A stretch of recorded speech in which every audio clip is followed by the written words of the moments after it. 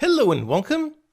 In this lecture we're going to create a proper move action and make sure that the units can only move to valid grid positions and not just anywhere. Okay, so here is our game so far. We implemented a move action in the beginning of the course, so we can click to move the characters somewhere, and we can even select different characters and tell them where to move. However, right now we can move them to literally any position where we click, so I can tell it to move to the corner of a grid position, to the center, another corner, and so on. Whereas our game is meant to be a grid-based strategy game, so we really only want to move between individual grid positions. So we need to move only to grid positions, validate those grid positions, so we cannot move on top of another unit, on top of a building, or anything else. And in doing so, we're also going to fix the issue that we saw previously, where if we move outside the map, it causes an error. Alright, so let's make our proper move action. And the first thing that we're going to do is make a proper file for that move action. Basically, so far we've been placing that move action over here on the unit script, but we don't want that. We want each action to be in its own file, so we can easily add as many actions as we want. So back in the editor, on our scripts folder, let's create a new C# script, call this the move action. And the way that we're going to handle actions will be by attaching them to the unit game object.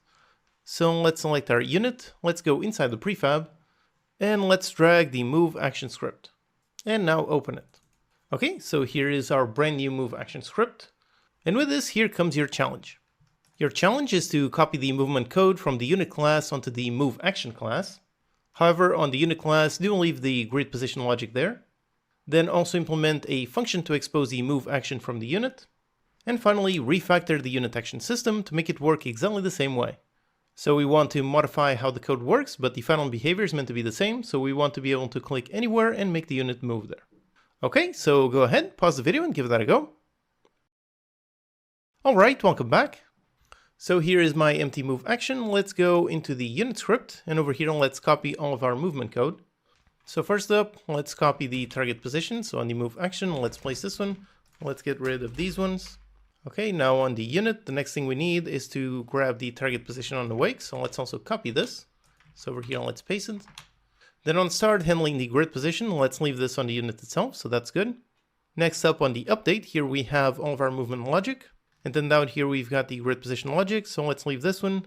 Let's copy the move function, so paste it on the move action. And finally for the update, we only want to copy these. So let's go up here, make an update. And paste this code. Now we also need a reference to the unit animator, so let's grab it and paste it here. Okay, so this is good. So we copied all of the move action logic over here onto the move action class. So we have a reference to the unit animator, we've got our target position, we set it on awake. Then on update, we calculate the target distance. If it is far enough, then we move the transform, we rotate it, we play the animation, and if not, we just play the stopping animation, and we just have an exposed function to move our unit. And left on the unit script, over here we left the grid position logic. The reason for that is because perhaps later on we want to make some other movement actions, like perhaps a knockback or a teleport or something like that. So because of that, let's keep track of the current grid position and update the underlying grid. Let's do that in here on the unit itself rather than on the move action. Okay, so all of our move logic is already nicely separated. Now, like I said, we're going to need to refactor the unit action system, and in order to make that work, then on the unit itself, we're also going to need to expose the move action. So let's make a field, private type move action. Let's make an awake, and on awake, let's get it. So move action equals, and like we saw, we made that one of type mono behavior. So we can just do get component of type move action, okay. And then just a function to expose it. So a public return a move action, get move action, and we just return it. Okay, that's it. So now let's go into the unit action system. So here we are on this script. Now let's see the errors that we have. Here it is. We're going into the selected unit and calling a move function, but we no longer have that move function directly in the unit itself. So let's first get the move action, and then we can call move. Alright, so that's pretty much it. We have no more errors, so everything should be working correctly, except now our code is nicely separated. So let's test and make sure. We just need to assign this in the editor. So here in the editor, make sure we're inside the prefab, and let's drag the animator reference. Okay, let's make sure to save the prefab, so hit on Ctrl S or just leave the scene view. Okay, and now let's test. So here we are, and if I click somewhere, anywhere, click, and yep, there you go, the character still moves there. All right, awesome. So all of the move logic is working. However, again, we are still moving everywhere. So let's write some code to define which move positions are valid. For that, let's go into the move action script, and down here, let's make a function. Make it public so we can access this function from outside. We're going to return a list of grid position, and we're going to call this get valid action grid position list. So basically we want a list of grid positions for all of the valid actions for this specific action. Then here, let's just create a list. So list of grid position, call it the valid grid position list. And we create it. And then the end of the function, we're going to return this. Okay, so now the logic for identifying the valid ones. Now what we need is to pretty much cycle through the grid, cycle through all of the valid grid position lists. So that means we need to define some kind of max movement range. Now we could define it here, so just define an int for the max move distance. We could do it here, but for testing, let's define it as a serialized field so we can test multiple things and make sure our logic still works. So let's go to the top of the file and up here make another serialized field. And this one will be a private int max move distance. And let's default it to something like 4. Okay, so now we can go back down here. And now let's cycle through the X and the Z. We want the current unit's grid position to be at the center of what we want to search. So on the X, let's start searching to the left side, then to the right side. So basically start on minus max move distance. Then we go until X is under or equal to the max move distance and X++. If this looks confusing, don't worry, it all becomes clear when you see exactly what I'm trying to do here. Then let's cycle through the Z.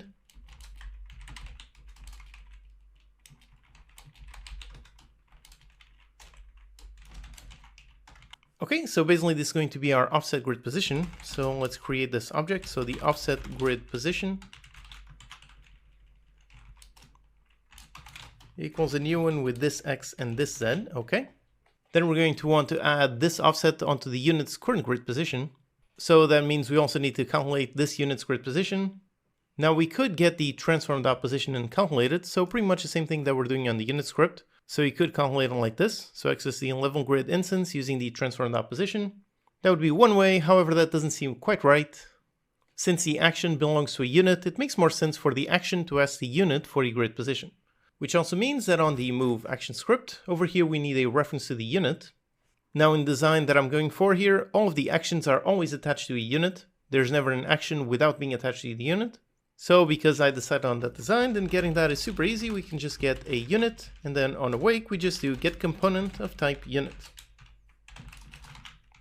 Alright, so that's it. Now we can go into the unit and expose the grid position. So let's go into the unit script and let's expose that one. So make a public return a grid position, so get the grid position.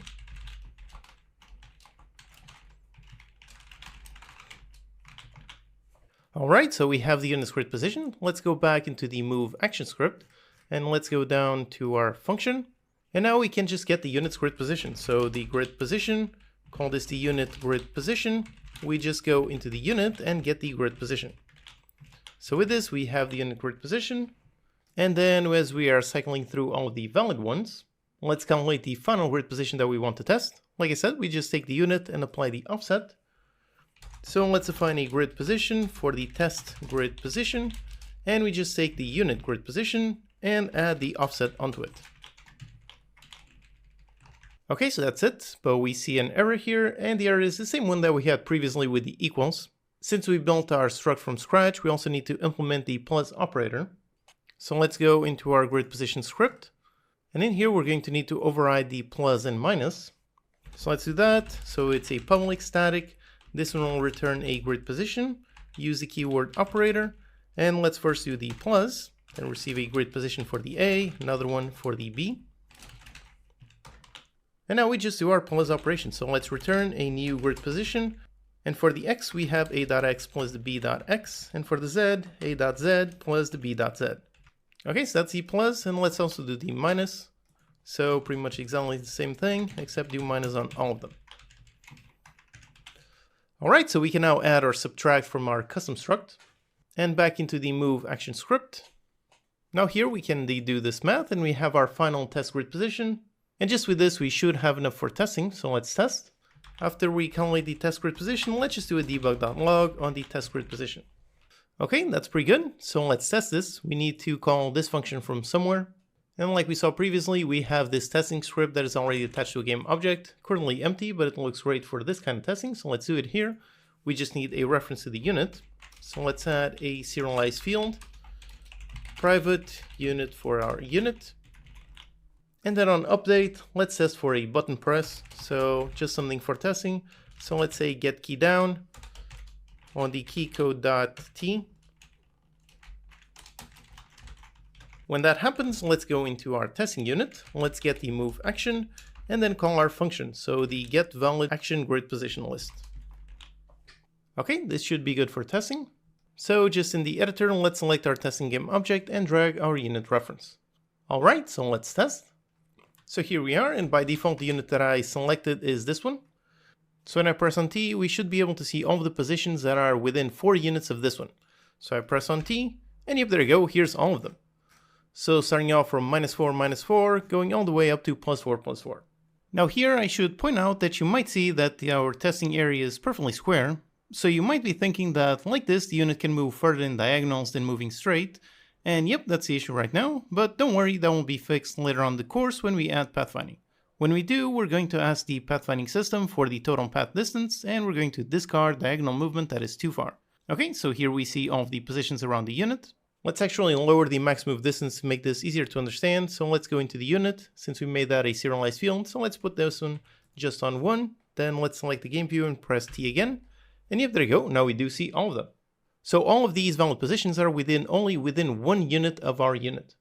So we have -1, -1, which would be this one, -1, 0, then -1, +1, then 0, -1, and so on. So as you can see, we are getting indeed a nice area within 1 move position.